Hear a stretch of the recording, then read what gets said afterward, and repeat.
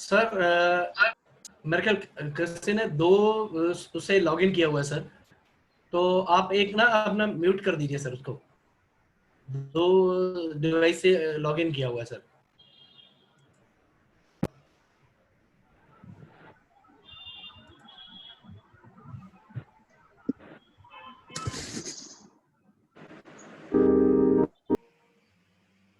Thank you sir.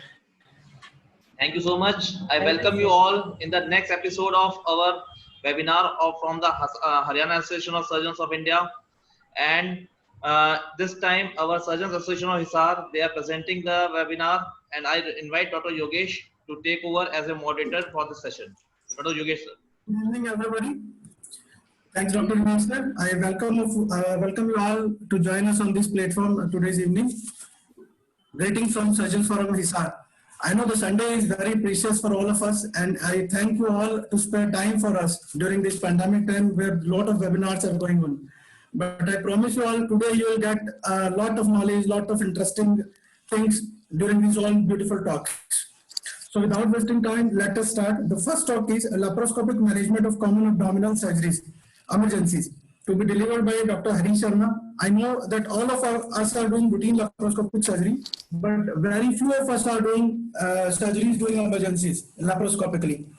Most of the time we explore the abdomen, exploratory laparotomy we are doing, and we open the abdomen up from the leafy sternum up to the pubic symphysis. This gives a lot of pain and a lot of post-op morbidity to the patient. So now the time is changing and the word exploratory laparotomy is getting replaced by diagnostic laparoscopy and proceed. People are doing more and more laparoscopic surgery in emergency scenario as well. Today we are fortunate enough to have a great surgeon, Dr. Hari Sharma ji, who is doing a lot of abdominal surgery laparoscopically. I don't think there is any need to introduce Dr. Hari Sharma ji. He is a great surgeon, consultant, laparoscopic and oncosurgeon working at Aadhar Hospital, Hisar. He is a very renowned laparoscopic surgeon and doing all kind of laparoscopic surgeries. I don't think he has left any cavity in body where he has not poked up his laparoscope. Either it is mediastinum, or it is thorax, or it is abdomen, retroperitoneum, retropubic, every kind of laparoscope surgery he is doing. And recently now he is going to start the DMV as well at Aadhar Hospital. So now I welcome Dr. Hari Sharma ji to please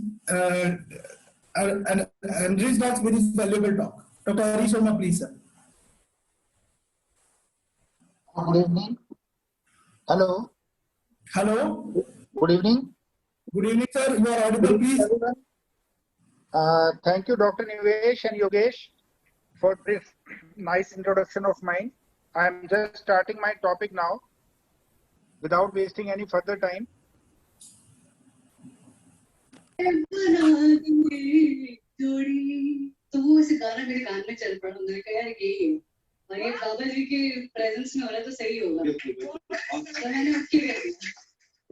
Somebody has to mute themselves.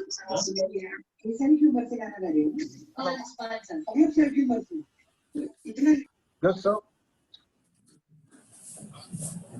This is a common abdominal operation, emergency especially, which were managed laparoscopically.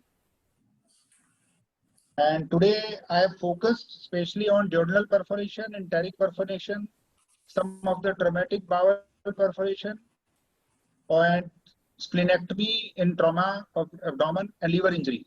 They are the commonly presentation in all the emergencies of our colleagues in different hospitals. So I think by doing the open laparotomies and the regular operations, we can switch slowly and slowly to these techniques. First of the video, are you getting the video? Yes, sir. So this is a very short video of, I will speak during the video. This is a video of classical duodenal perforation. I have tried to edit them very informative according to the need of the hour. So we can do a very liberal lavage. You can do a very liberal lavage of the whole abdomen. And after doing the lavage and everything, we focus on the perforation side.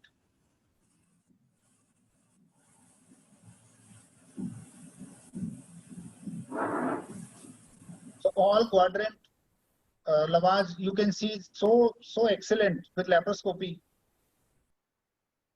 You can reach to the all quadrant of the abdomen. We measure the flap of the omentum, Gram's patch, and this is the perforation, and it is the classical silk suture 20 interrupted, all interrupted, they are passed.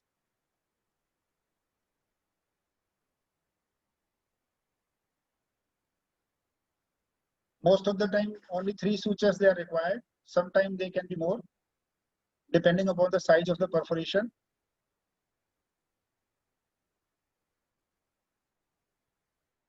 And slowly when you people will start doing these, you will find the noting even better than open.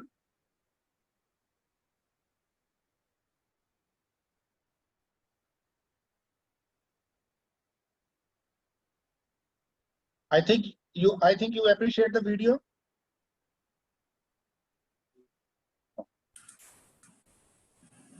So we have taken the 3 bites.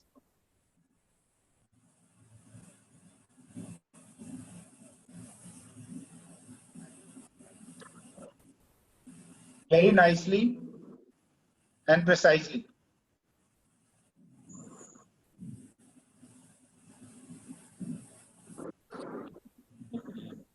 And I think we have done, especially if I talk about peptic, we have done more than 200 or maybe 250, 300 cases of peptic perforation only by laparoscopically, and drain is placed.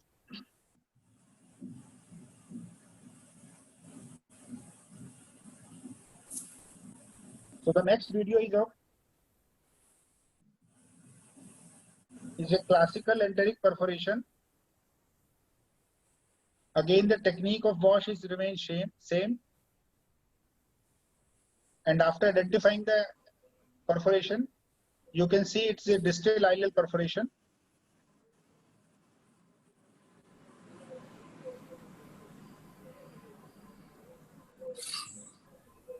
So we always take the biopsy from the margin of the perforation.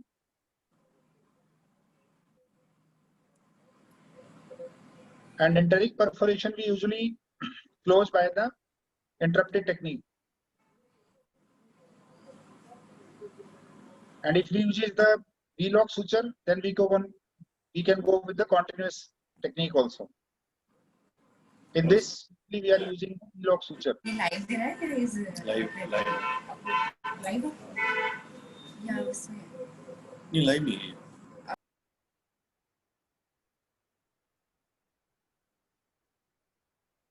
So this is the closure of the perforation.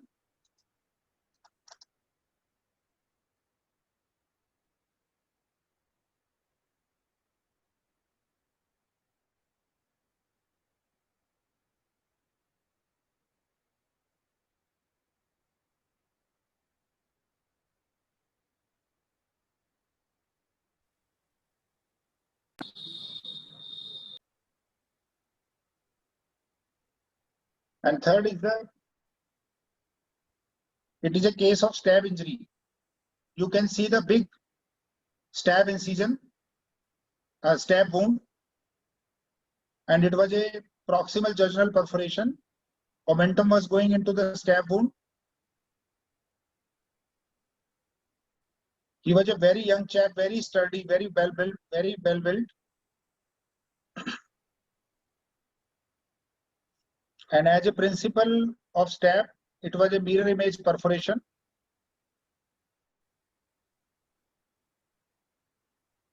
So this was the perforation, and exactly opposite to this, there was another perforation.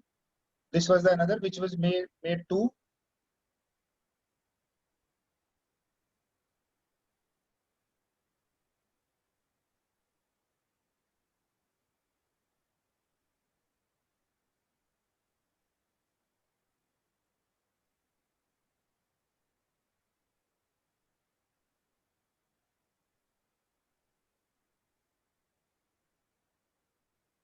Especially margins, you have to take very carefully. Most of the leak, they happens on the margin.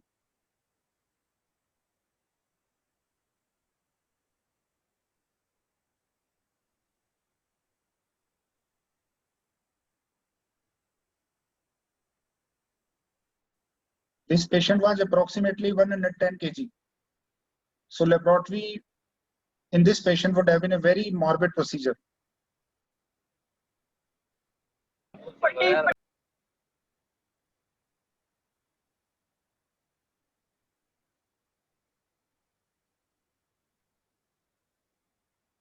The fourth video is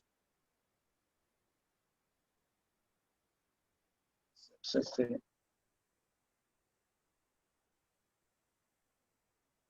is a video for the blunt injury abdomen, which was having a splenic tear.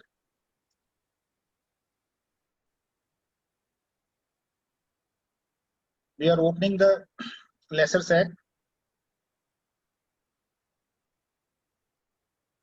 and with the help of LigaSure, we can avoid injury to the greater curve of the stomach. And with the laparoscopy, we can take a very nice control of the pancreatic tail. You can see very nicely in the video. We can fix it with a suture, and then we can shear it.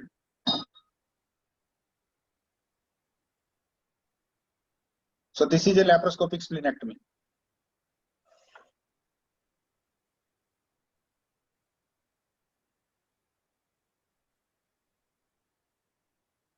And now this is the last video of a patient having a extensive liver injury. You can see he was a on-duty policeman, and he is having a tear in the segment 6 and 7. You can see a very large tear which was bleeding profusely, and he was also very well built. So after a thorough wash, Surgicel was placed.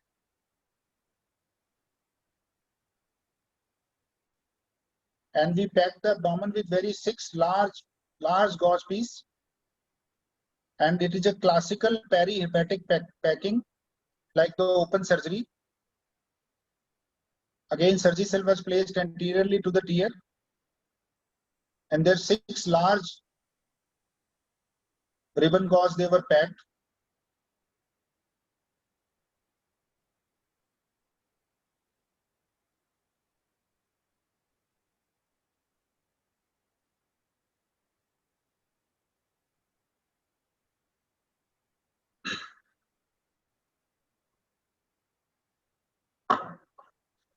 Our patient was absolutely stable, so we preferred to remove the gauze piece after 24 hours through the same ports. And you see there is no bleeding at all. We have to be very careful while removing the gauze piece. We have to again pour a lot of warm saline, so there is no shearing, no other trauma also while removing. And I think we have managed more than 20 cases of such type of liver injury with this technique, and especially we were very happy for a young 4-year boy who was having a very big liver trauma, which was managed, and that was a very fantastic result for us.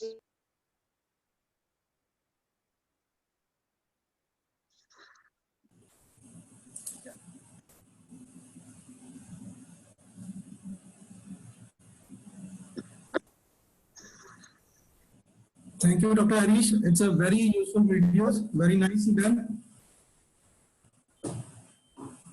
Hello. Hello. Yes, Yogesh. Thank you. Hello, Thank you sir, very much. Before proceeding, I think please write video up they were of any queries to put up in chat box so that we can ask sir later on at the end of all the talks we have finished. Thank you, everyone. Thank you for your precious time. So the second talk today we are having is the management of pediatric hernia and undescended testis, to be delivered by Dr. Deepak Mittal. Dr. Deepak is a MCH pediatric surgery. He is working in Hisar in Divyadeep Hospital. He is running his own hospital, Divyadeep Hospital in Hisar. Welcome, Dr. Deepak.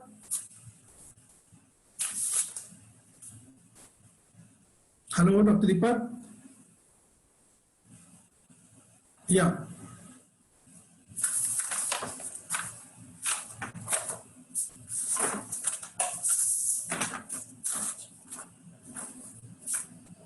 Can you hear me?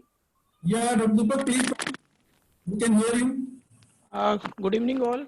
The task assigned to me today is management of pediatric inguinal hernia and undescended testis.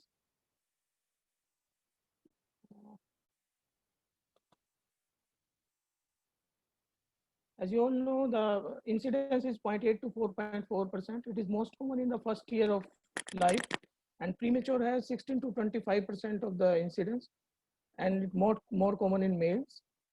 60% are right-sided and bilateral in 10% of the cases. So the most common clinical feature, as we all know, is an intermittent bulging in the groin, labia, or scrotum, and it is more apparent with increased intra-abdominal pressure or while the child is crying. So the presentation may be at the birth, or it can be delayed, and patient can present with the incarceration, obstruction, or a strangulated hernia. So the most common age group for incarcerated hernia is first 6 months of life, and be presents with pain and irritability, or can present with features of obstruction or strangulation. On examination, we all see inguinal mass or asymmetry of groins, or we can ask the child to do a Valsalva maneuver if the child is of older age group, or while the child is straining or crying in an infant. So the most common radiological investigation which we all are doing is ultrasonography, as it is rapid and non-invasive, and we take 4 mm as the upper limit of normal diameter of inguinal canal. So you are seeing it is the normal left-sided inguinal canal with the normal spermatic cord and the obliterated processus vaginalis. And while on the right side, you are seeing an incarcerated right-sided hernia with the double arrow is showing the viscous, and the distally there is the fluid. So surgery is always indicated and nearly always in the ambulatory setting, and general anesthesia with endotracheal intubation is the preferred one. So if the patient presents with the groin swelling without any symptoms, then the elective repair is recommended. If the child is less than 1 year old or a female child with the ovary in the sac, repair should be done within 2 weeks and at least within 4 weeks of the presentation. And if the child is more than 1 year age, we can do the repair as soon as convenient for the parents or the caregivers. But in case of non-reducible hernia, if there is a feature of strangulation, we will go for an emergency repair. But if there is no feature of strangulation, we can sedate the child. We can attempt manual reduction. And if the manual reduction is possible, then we can go for the repair after 48 hours. As after 48 hours, edema will settle and the repair will be easy. So the timing of surgery is as soon as diagnosis is made. But in case of premature infant, it should be done before discharge of the baby from the NICU, or when the baby has attained 2 kg of weight. So the basic principle of hernia surgery in children is the high ligation of hernia sac at the level of deep inguinal ring. Most of the pediatric surgeons are doing modified Ferguson repair. In this, the incision is made in the lowest inguinal crease, superior lateral to the pubic tubercle. We dissect the Camper's fascia and Scarpa's fascia, and after incising the external oblique aponeurosis, we dissect the inferior edge of the external oblique aponeurosis till the inguinal ligament. When we see the cremasteric fibers, we will bluntly dissect the cremasteric fibers, and after the blunt dissection of cremasteric fiber, we can see the shining sac, and we can confirm the sac by movement of the testis. And after holding the sac, we should easily dissect of the testicular vessel and vas without touching them. It is just tearing of the external spermatic fascia. You should not touch the testicular vas or vessel. And the sac is divided with the help of scissor, not with the help of any diathermy. And the distal sac is left alone, and the proximal sac is ligated at the level of deep ring. And nowadays, most of the young pediatric surgeons are preferring laparoscopic repair, which can be done intraperitoneally or extraperitoneally. So for the laparoscopic approach, the port placement is like this. And in intraperitoneal technique, we are seeing this is the patent processus vaginalis. And at this, we incise the peritoneum and we dissect the peritoneum from the vas and vessel. And after dissection of the peritoneum from the vas and vessel, we just tie a purse-string suture to close off the internal inguinal ring. In the extraperitoneal approach, we generally prefer subcutaneous endoscopic assisted ligation with the help of 2-0 ethibond needle, and with the help of the needle only or with the help of a hand instrument, we dissect the peritoneum from the vas and vessel, and we just tie off a like a purse-string suture only. Now coming on the undescended testes. So the incidence of undescended testes is 3% in the term neonates, but the incidence at the age of 1 year is only 1%. So undescended testes can be palpable or impalpable. The most common type is palpable undescended testes at the level of superficial inguinal pouch, and impalpable testes can be at the level of deep ring or intra-abdominal. So diagnosis is made by presenting history of empty scrotum, and on clinical examination we see the scrotum for its size and presence of rugae, and we identify the presence or absence of a palpable gonads. We notify the lowest position of the palpable gonads, size of the gonad, and differentiation from the retractile testis is most important. So if we found a newborn with the undescended testis, we should re-examine at the age of 3 months. If the testis is descended at the age of 3 months, or then it's okay. If it is not descended, then you can post the patient after 6 months of age. And we should always examine for the inguinal hernia. The only indication to operate a child with undescended testis at less than 6 months of age is the presence of concomitant inguinal hernia. The other investigation like CT, MRI, spermatic angiography are now not needed in the era of laparoscopy. So to differentiate between the undescended testis versus retractile testis is based on the history. Like parents will tell that they have seen the testis in the scrotum. Testis is of normal size in retractile cases, and it can be brought to the bottom of the scrotum without any tension, and it remains in the scrotum after abolishment of the cremasteric reflex. So the management is purely surgical. In case of the palpable gonads, it is always open surgery, and in case of the impalpable gonad, like the intra-abdominal. Hello. अब चल अंदर यार तू home कर दे कोई बात. At the level of deep ring, it should be done by the laparoscopy.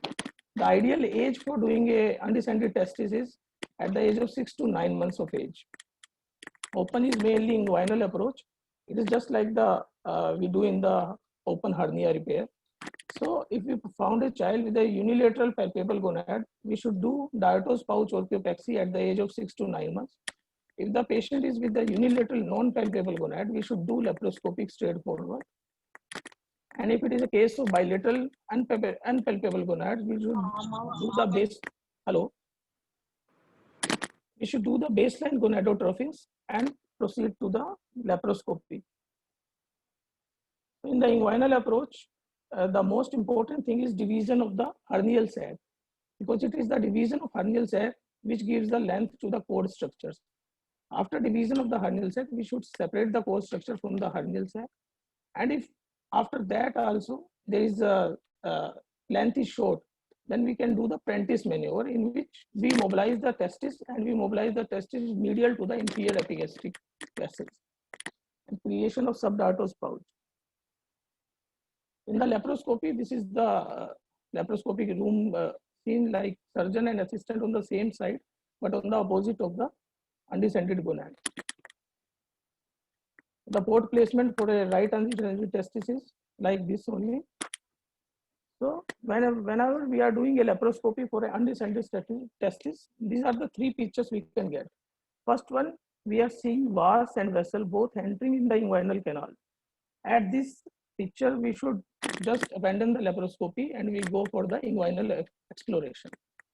And the second one is we found a testis at the deep ring or maybe high up in the intra-abdominal region. And the third picture is blind ending vas and vessel. In this case, we should just look for the testis. It should be in the high up, attached with the vessels sometimes, and we should do a orchiectomy. In the second scenario, we go for a laparoscopic orchiopexy. In the laparoscopic orchopexy, first thing is we hold the gubernaculum and detach the gubernaculum. And after detachment of the gubernaculum, we assess that testis could be brought down or not.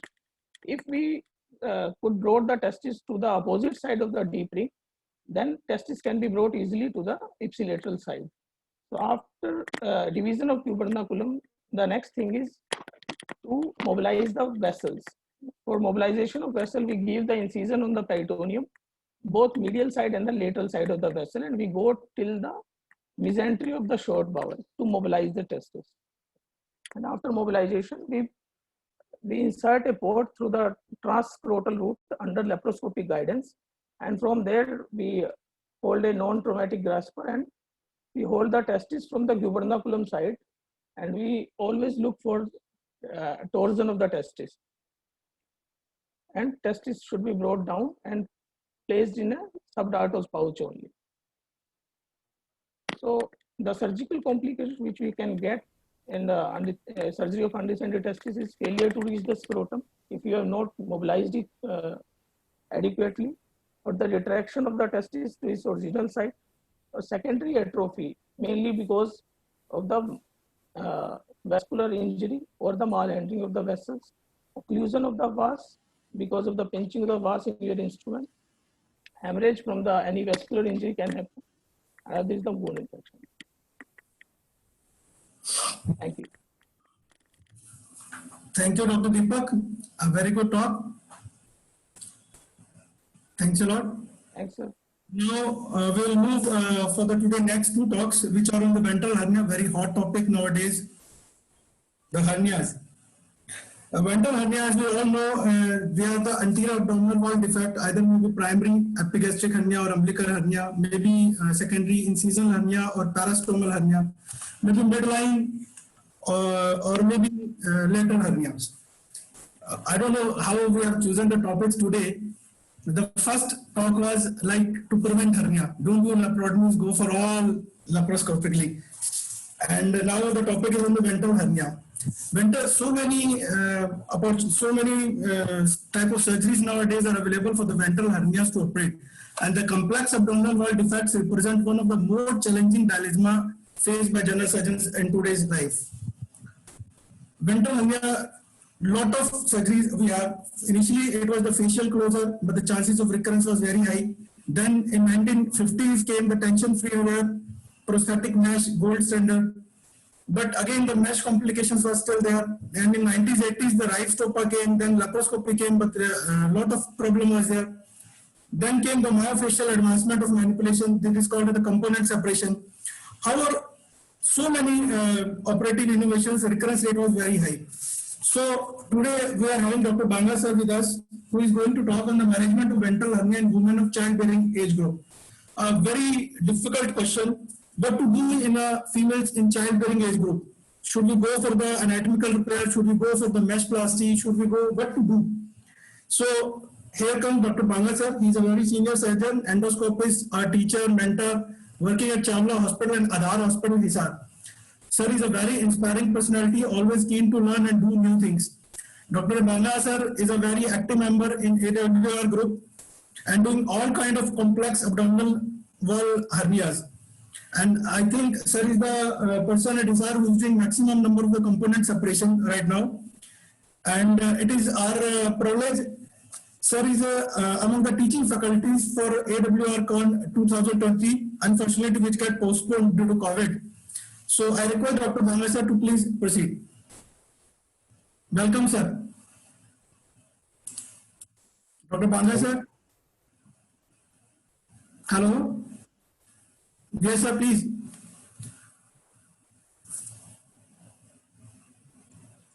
Hello. Hello. Yes, sir. Yes. Can you see the screen? Yes, Yes, sir. sir. Dear friends, good evening.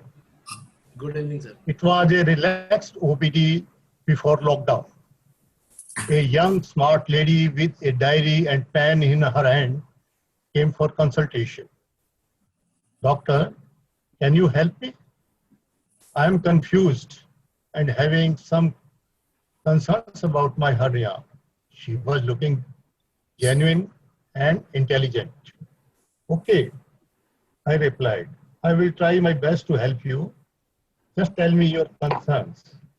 He opened her diary and I faced the following questions. Doctor, I am having umbilical hernia since my last pregnancy. Last delivery was by cesarean section 6 months back. Hernia gave me discomfort sometimes. I want to know. She asked following questions. Can I get it operated now? I and my husband plan to have next baby in near future, say 2 years. Number 2, how will you repair? By lap or by open? Number 3, will you put mesh? Number 4, will there be any adverse effect during my next pregnancy? Next, can I wait safely for repair till my next pregnancy? Can you repair it simultaneously during my next cesarean section? So I'm Dr. Banga, working as general surgeon in Hisar. In today's presentation, I will go through our questions and hope by the end you will be able to answer all these questions. I will keep it short and simple and touch only practical points which can be used in clinical decision making. Should we repair hernia before pregnancy? Yes, we all know elective surgery is always safe, but recurrence is very common during pregnancy if we repair the hernia before pregnancy. So if hernia is small and asymptomatic, better not to repair before pregnancy, repair it after the childbirth. If hernia is very large and symptomatic, elective repair can be done, but wait for at least 12 months for next pregnancy. Emergency hernia, you will have to go immediately. You can't wait. If hernia is present during the pregnancy, small, again, wait, no repair during the pregnancy. And large symptomatic hernia, if it is stable, better to wait. If in any case, if you want to repair in the second trimester. In emergency cases, you will have to repair. What is the management of hernia which appear during the pregnancy? These are very uncommon and these are having very negligible complication.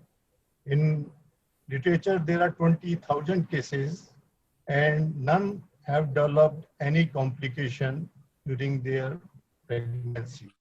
So watchful waiting is safe in hernia which appear during the pregnancy. Then which repair technique should be used? We all know laparoscopy is always preferable due to its own advantages, but laparoscopic hernia requires high expertise, detailed knowledge of anatomy and advanced instrumentation which is not present everywhere. Open surgery is preferable in large and complicated hernia and in thin patients. Whether to put mesh or simple suture repair, mesh causes less recurrence and simple suture causes less pain. According to American Hernia Society guidelines, if you can't wait to repair the hernia for last pregnancy, better to repair it with simple suture, and if recurrence occurs, then put the mesh. What anesthesia is preferable? The local anesthesia or spinal anesthesia is safe because it disturbs body's physiology very less. But in laparoscopic surgery, GA is required. So there is always some maternal and fetal risk in the GA. So close monitoring is required. There is chances of CO2 acidosis in the fetus. So CO2 level measurement is very essential during the anesthesia. When to get repair? In pre-pregnancy, it's preferable to have 1 year gap between the repair and next pregnancy because scar maturation occurs by that time.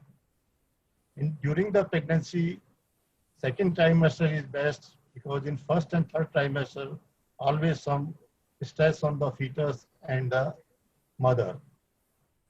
And after pregnancy, better to wait for 1 year for the repair.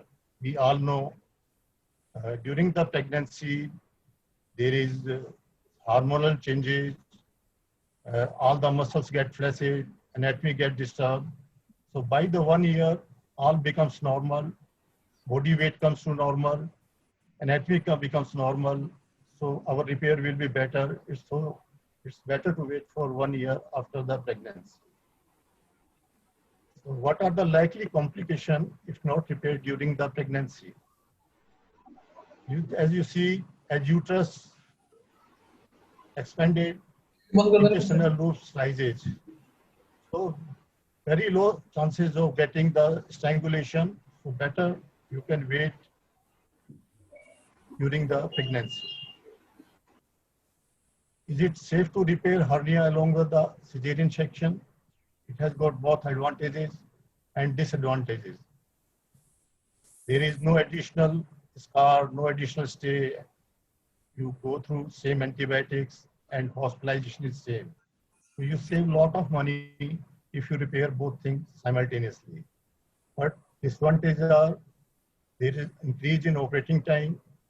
You will require more analgesics, chances of infection, and there are always issues regarding the quality of the repair and durability of hernia repair due to lax tissue. So, although it can be done safely, but concluding literature indicates it's better not to combine cesarean section and hernia surgery.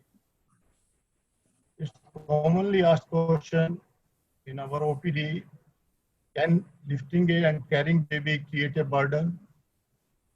So it is safe to lift baby because various studies, mechanical studies seen that the scar maturation occur and it gets about 80% of strength by 6 to 8 weeks. And you can lift the weight more than 10 kg after 6 to 8 weeks. A normal baby's weight in 6 weeks is around 4.9 kg. So it comes in within the safe limits. So it's safe to lift baby or carry the baby after the surgery, after 6 weeks. So carry home message, if possible, postpone elective ventral hernia surgery after the planned last pregnancy. You will get the better result. Better to suture the hernia before the pregnancy. Watchful waiting for umbilical hernia can be done during the pregnancy, and routine practice of ventral hernia repair and concomitant cesarean section cannot be recommended. In literature, no best practice guideline exists. You will have to make the decision after discussion with patient and relatives and on case-to-case basis. Thank you. Thank you, Banga sir. Very informative and useful talk. And it's a very practical issue what to do in hernias in pregnancy. Now, the last talk for today, the surgery for the ventral hernia, improving outcomes. Now I invite Dr. Vivek Gupta ji, a very fine surgeon, urologist, laparoscopic surgeon, and I think he's the first person at HISAR to start the hernia surgery laparoscopically. Very motivational, very helping, and always keen to learn and teach the recent advances. Dr. Vivek Gupta, please come. Hello, Vivek.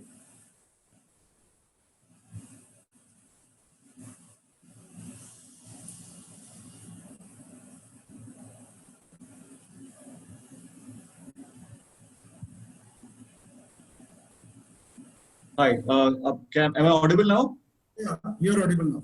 Okay, just give me a second. So very grateful for the kind words, Yogesh, and very happy to have this opportunity to speak to everyone today on this topic, which I have developed a keen interest on for the past few years. How do we get better at doing ventral hernia? So it was very challenging for me to condense it in a short time because this is such a vast subject.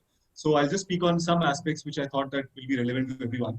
What are the three most important points that I felt from all the points? And secondly, I thought that maybe the people who are, all of us who are in this meeting today, the most common surgeries that we do are an onlay repair or an IPOM. So I thought, let me talk about how we can improve that, and then how we can go on to start a sublay repair. Now, the first most important part of doing a good ventral hernia operation is choosing the right operation, and it's a very good thing, and maybe it's also a problematic thing that we have so many options when we want to do ventral hernia. So one is the onlay repair, in which we put a mesh on top of the linea alba and external oblique aponeurosis and anterior rectus sheath. Then there is the sublay, where the mesh is placed between the rectus muscle and the posterior rectus sheath. And then there is the IPOM, in which the mesh is placed beneath the peritoneum. There is also an underlay in which the mesh is placed between the peritoneum and the posterior rectus sheath. So many options. That is how what we do in a TAP. So many options. I'll address this point at the end of the talk after we look at the other things. The second most important point in a ventral hernia today is primary closure. We have to achieve primary closure. Now, there is a lot of data which says that if we are going to do a bridged repair, which means that we are not going to close the linea alba, we're just going to cover it with a large mesh, the recurrence rate is going to be much higher. Secondly, second point, which all of us know, that whenever we do the primary closure, it has to be with less tension. If there's a lot of tension, the chances of giving way and having a recurrence are very high. And how do we achieve that minimal tension? If we feel that after we've done our herniotomy and we're trying to close the linea alba, we feel that there's the tension is there, we have to go for component separation, which can either be anterior or posterior. So that has to be part of our armamentarium. And the third most important aspect of doing a good ventral hernia repair is choosing the right size of the mesh. Now, traditionally, we have all been taught that an overlap of 5 centimeters, right, that works for ventral hernia. But what we know now is that it only works for smaller defects. If we have a large hernia, then 5 centimeter rule does not work. We will need a much bigger overlap. If we overlap a large defect with just 5 centimeters, we are going to have a recurrence. So there was this study by Toulouse and Bios in 2016, and they defined a new term called mesh defect area ratio. And they said the larger area of the mesh to cover the defect, the less the chances of recurrence, which is very logical as well. There is a large area for the mesh to incorporate itself onto the anterior rectus sheath. So the basic crux is that bigger is better. And they did the study for bridged repairs for IPOM, you know. And what they discovered was that if you want to get the recurrence to under 10%, the area of the mesh has to be 13 to 16 times the area of the defect. And if we talk about radius, because that is how generally how we measure meshes, that what is the diameter, what is the radius, it has to be between 3.5 to 4 times. So just look at this table. For up to a 4 centimeter defect, the 5 centimeter overlap rule works. So with 4 centimeter defect, you can do overlap of 5 to 6 centimeters, which means that if you're doing a bridge repair like IPOM, you can get away with a mesh of 14 or 15, 16 centimeters. But the moment you go to 5 and above, the figures for the overlap, they start rising as well. If you want to achieve a recurrence rate of less than 10%, 9%, 8%. If you use a smaller mesh, if you do a 5 centimeter overlap for a 5 or 6 centimeter defect, you're going to land up with a lot of recurrences. When you are closing the defect, as we are saying nowadays, is much better. I don't think that there will ever be objective criteria of what the size of the mesh has to be, because it's not just the defect size, it's also on how much tension. So that's my personal feeling. There's no data, but I feel that if you feel that your closure has some tension, the tension is more, you should always go for a much bigger mesh. Other factors like recurrent hernia, whether the patient is obese or diabetic, how much space you've created, they will all play a role. But the basic crux remains that, you know, the practice of putting a small mesh and fixing it very well with a lot of sutures, that is not going to help. You need to have a very big mesh. Bigger is better. Now, how can I improve my results with onlay repair, which is a very common repair, all of us do it.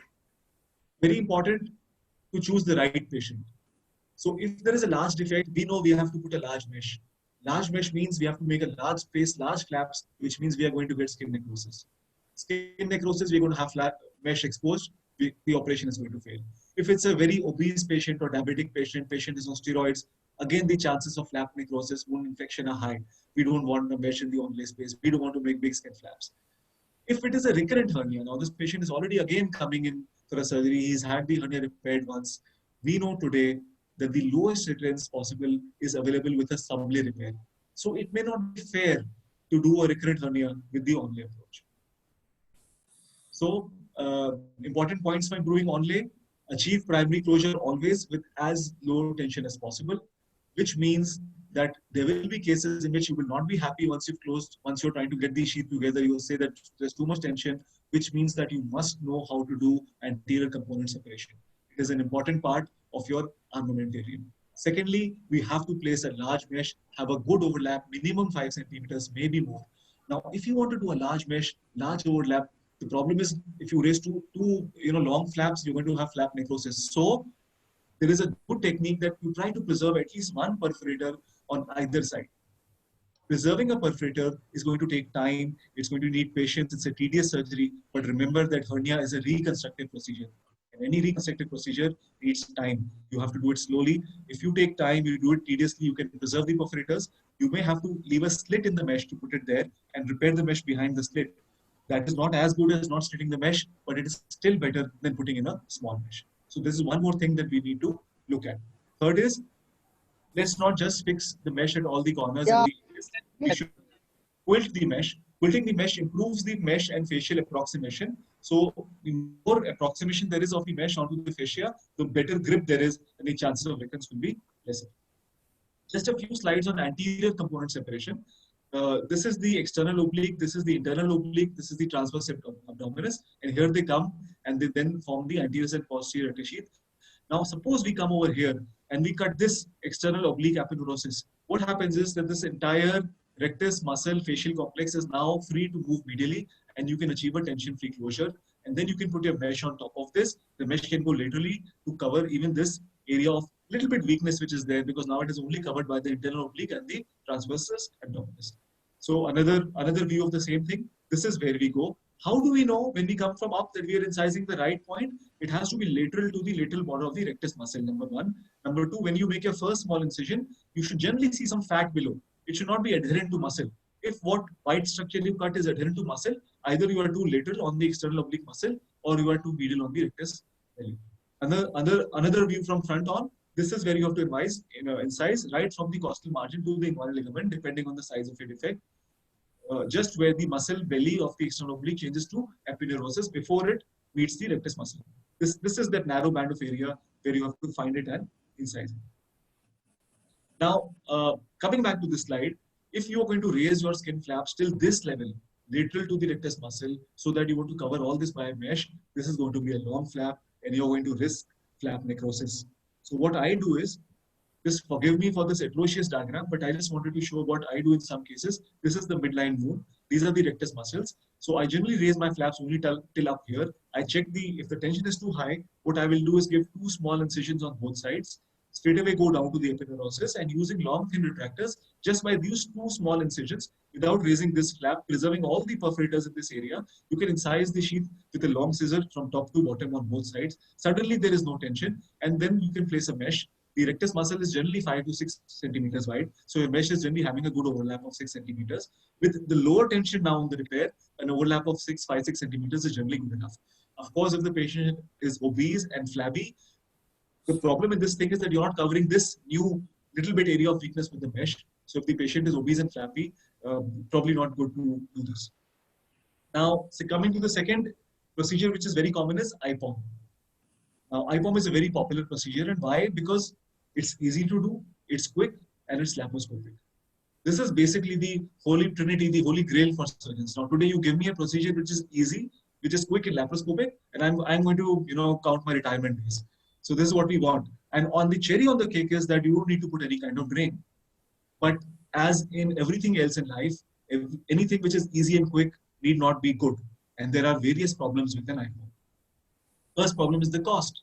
The mesh is extremely expensive. The tax is expensive. And knowing that generally there are the smaller defects which we do with IPOM, sometimes it does not seem a good idea to spend so much on just doing a small defect surgery. We know that IPOM is a bridging repair. We are not closing the primary defect. And we know that bridging repair gives more recurrences. Not fair for a small defect. IPOM maybe is the only laparoscopic surgery in the world which can cause more post-operative pain than its counterpart open procedure. This is really amazing. And this is what I have to tell my patients. The patients, sometimes they don't understand that how can a laparoscopic procedure cause more pain, but this is true. We see it every day. Many patients of IPOM have a lot of pain for the first few weeks. There are reasons, maybe the tax, possibly the transfacial features, but it happens. The redundant sac which you leave behind, that's going to cause a seroma in many cases. Generally, the patients have trouble with the seroma. They come back that I can still feel the lump. You've not closed the defect. Sometimes for large defects, the mesh starts bulging out of the defect. Ultimately, even though the mesh is composite, it's a dual mesh, we are leaving a Prolene mesh. The inner layer is going to be absorbable, and ultimately the incidence of bowel adhesions and bowel fistulation is not zero. Now, doing a small defect and leaving the patient open to a chance of bowel fistulization, adhesive intestinal obstruction with Prolene mesh, I'm not sure if it is fair. If any one of us would like to have a mesh inside the abdomen for a small defect. So what can we do? How can we improve our IPOM? Number one, improve the size of the mesh, because now we know that the dia ratio has to be 3.5 to 4 times 1. We can reduce the recurrence of the IPOM if we put a large number of mesh. Take care that our tags are adequate. Double crowning technique is well known. There's a study which says that 1 tag for every 4 square centimeter of mesh is a good idea. If it's a small defect, you put in a large mesh, it's a thin patient, he's not diabetic, not obese, you need not put transfacial sutures. It will lead rise to decreased pain, and it won't help so much in reducing your recurrence, because it's a small defect, you put in a large mesh. There is now data that permanent tags are better than absorbable tags. There is less recurrence, they cost lesser, and the pain is the same. The pain with permanent tags is not more than absorbable. If gradually, as you improve your surgical skills, all of us have to get better and better at suturing. We saw Dr. Harish's talk, how beautifully he could suture the bowel. If we learn to suture the mesh, we are going to not only save money on the tags, but we can have better depth control. Tags sometimes, if the peritoneum and the fat is thick, the tags do not go into the muscle, the mesh doesn't get fixed properly. If we suture the mesh, we can do away with that problem. Best way to improve IPOM is to stop doing IPOM and move to IPOM plus. What is IPOM plus? It's nothing, just IPOM plus a laparoscopic closure of the defect. Now, a lot of studies have shown that the recurrence is much lesser. The seroma is lesser because when you close the defect, you take sutures from the mesh, and obviously the mesh bulge will not happen unless your repair is away. So it's really, if you're doing IPOM, now today there is no justification. The only justification is that you say, I'm not comfortable to suture. Now you tell me one thing, that you're using a 25,000 rupees mesh, you're using a tacker worth 15,000 rupees to tell to the patient or to tell to yourself that I'm not comfortable suturing the defect, so I will still do an IPOM. I don't think it's fair. So all of us have to start learning how to suture. Use a V-lock suture. It slightly increases the cost, but suturing is much, much easier with this. You have to learn. Pain, of course, remains the same. In fact, pain can be a little bit more because now you're closing the area, and both bowel issues remain the same. So still, IPOM Plus still has problems. How can we now further improve IPOM Plus? So now there is a procedure called TAP Plus. All of us know what is TAP. We do it for inguinals. We've seen a lot of surgery for inguinals. And you can also do this for your primary ventral hernias or your small incisional hernias. TAP Plus means that you take a peritoneal incision at least 5 centimeters away, because you want a 5 centimeter overlap. You're generally doing this for small defects. Then you create an adequate peritoneal flap. Now, this is the problem. In some patients, there is a good amount of fat between the peritoneum and the posterior tissue sheath, and creating the peritoneal flap is not very difficult. At that level, at the inguinal level, it's very easy. But when you come above, many patients have very thin peritoneum, and you're going to create many holes or some holes. This is the problem. You have to meticulously suture and close all the holes. But the advantage is that now you can put in a Prolene mesh, which costs much lesser, and you save money, and you can add that to your operative fees if you want. So you can put in a Prolene mesh. It is well covered by vascularized peritoneum. It is never going to come in contact with the bowel. So your bowel issues are sorted out. Because the pocket of the peritoneum is very secure, fixation is generally less. Plus, the tacks now you're doing are directly to muscle. So the tacks are much more effective. When you do an IPOM or IPOM Plus, you're tacking through the peritoneum, the fat, and then into the muscle. Only the last 1.5 millimeters goes into the muscle. But when you're tacking in TAP Plus, the tack fully goes into the muscle. You can again suture it if you want. One good idea I will suggest to you, go to YouTube. I've seen quite a lot of videos of Dr. Sumanto De from Kolkata. He was a faculty at a workshop. He does very good TAP Plus, and you can learn very good TAP Plus if you look at his videos on YouTube. So my current approach for all laparoscopic ventral hernias is I try to do a TAP Plus for every hernia. Now, if it's a large hernia or the peritoneum is very thin or there is a lot of fibrosis, the flap, sometimes, there are so many holes, it's just impossible to use that flap. But whatever flap I raise, I suture it, I convert that procedure to an IPOM Plus. and whatever flap I raise, I cover it, the mesh, with whatever peritoneal flap I raise. So I have some satisfaction that I have done a partial peritoneal cover. At least some part of the mesh is not going to adhere to the bowel. Number two, because I've removed the peritoneum, my tag fixation is much better. And every time I'm learning to dissect the peritoneum better and better, I'm getting better and better. My holes are lesser and lesser. So this is what I'm doing currently.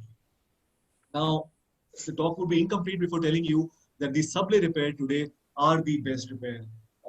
Paradoxically, I have spoken the least about them because I feel this is a topic which probably you cannot learn much through a presentation. The sublay repair is basically the Reeves Topa repair and the TAR procedure. These are the posterior compound separation procedures. You can do it laparoscopically also. Why they are the best? Because they have the least recurrence, it is proven. The least amount of seroma is formed. Less skin surgical site events happen. Infections, flap necrosis is very, very less. Because fixation is less, because you're using very large meshes, the pain is less. So there is no doubt today that these are the best procedures. And anybody who's interested to do a good ventral hernia repair must try to learn these procedures. There are problems in every repair. So what I find little bit problematic in sublay repairs is that you have to cut normal posterior rectus sheath, which makes me sometimes uncomfortable. For smaller defects, it's difficult to access when you do open surgery. So those get a little difficult, and there is a steep learning curve. How do you learn sublay repairs? You have to learn it with mentors and through workshops. I have generally learned it in conferences and workshops organized by a great hernia surgeon, Dr. B. Ramanna, again from Calcutta. And closer home, I have been introduced and motivated to learn all this by Dr. B.B. Banga, and I'm very grateful to both. What I would suggest to anybody interested in better ventral hernia surgery is go onto Facebook, join any or all of these three groups. There is an amazing amount of knowledge on these Facebook groups. You can ask questions. You have a lot of information about whatever workshops, conferences are going on. And you can have really a great time. You can learn quite a lot just by reading. And all the previous messages, chats, videos are all there. So it's an amazing avenue to improve your ventral hernia knowledge. Going back to the earlier slide, choosing the right operation. What I can suggest, it's a difficult topic, just my personal suggestions, and I may be wrong. For small defects up to 3 to 4 centimeters, you can do an onlay. If you're motivated and you're good, you can do a sublay Reeves Topa. That's fantastic. If you want to do laparoscopic, you can go for a TAP plus or an Icon plus. For small defects, see what you're comfortable with. What is more important than doing which operation is to do a good operation so that at least these small defects don't come back with recurrence. They don't get converted into big defects. For mid-sized defects, 4 to 8 centimeters, I feel that for today, you have to do a sublay. Sublay has shown that it has the least recurrence, and ultimately we have to learn and we have to start doing this. In case the expertise is not available, the patient cannot go outside for a referral, then you can do an onlay, but you will need an anterior component separation to reduce the tension on the occlusion and give him a good low recurrence rate. For large defects, TAR is a big boon. If we go back to my earlier table, if your defect size is 8 centimeters, the mesh size is 32 centimeters. And the only way you can create a space inside, an extra peritoneal space, to put a 30 centimeter mesh is doing this wonderful, difficult to learn, but once you've learned an amazing procedure called TAR, and you can handle very big hernias, and you really feel very good. It's really worth investing, even if it takes a lot of workshops, you have to travel to learn this procedure. I think it's fantastic. Thank you. I think I've exceeded my time, but thank you for giving me this opportunity. Thank you, Vivek. Thank you very much. It's an excellent talk you have given. Very useful. So now the house is open for any questions, any queries. Anybody want to ask?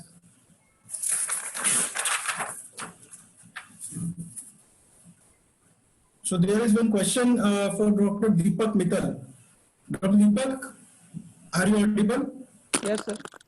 Dr. Deepak, in your slides, you told that if the incidence of undescended testes at 1 year decreases to 1%, yes, sir, then why to operate at 6 to 9 months? Why not at the age of 1 year? Actually, the age group of 6 to 9 months is decided because at the age of, there is a LH surge, and the spermatogonias and spermatids are decreasing by the age of 9 months. So to preserve the spermatids and spermatogonia and sperm counts and to increase the chances of future fertility, the age decided is 6 to 9 months. And the 90% of the patient who had with UDT, in which the testes are descended, it is till the age of 3 months only. Okay.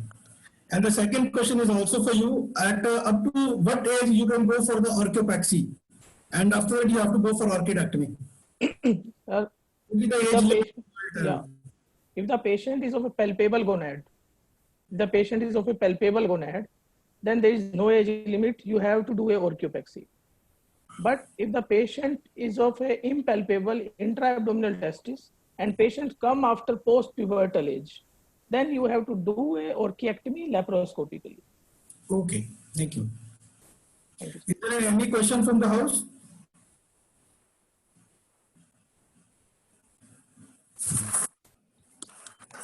One more question is there from Dr. Bangla. Dr. Bangla, sir, is there any timing of bariatric surgery in pregnancy? Hello. Hello? Sir, is there any Dr. concern Parla?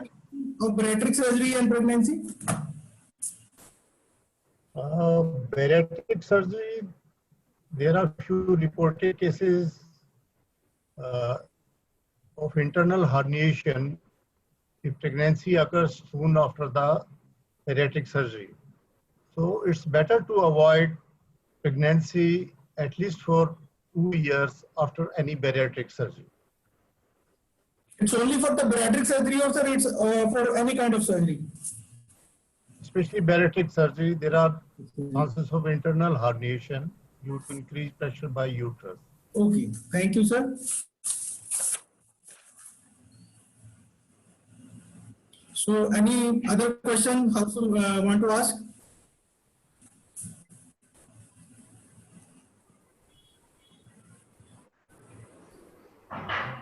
No more questions are there.